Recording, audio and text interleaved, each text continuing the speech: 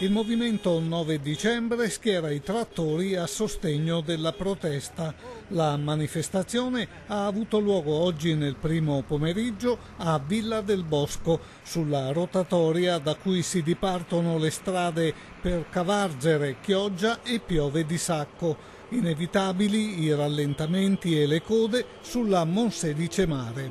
La misura è colma da un po'. Adesso non se ne può più.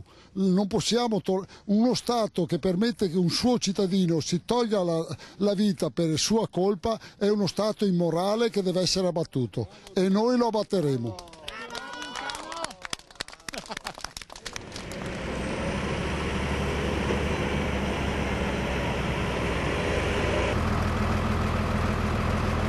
Nonostante il disagio, gli automobilisti fermati dai manifestanti hanno dichiarato la loro solidarietà a chi è sceso in strada per dire basta. Speriamo che le cose si risolvano, è giusto comunque che l'Italia si ferma. Sono venuto qui anche ieri sera, nonostante il lavoro, però cerca di dare un contributo come si può, ovviamente.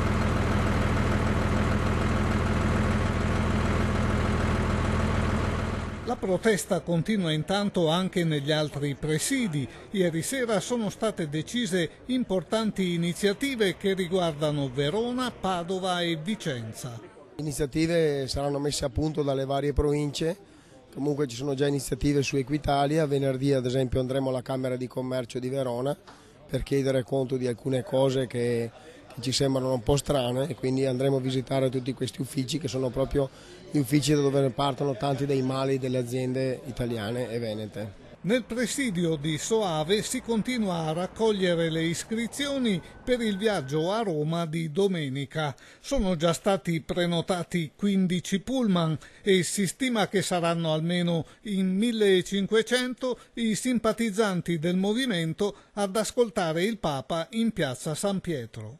Come vanno le iscrizioni? Molto bene perché sono già iscritti più di 890 persone, perciò penso che dal Veneto sarà una grande rappresentanza di cittadini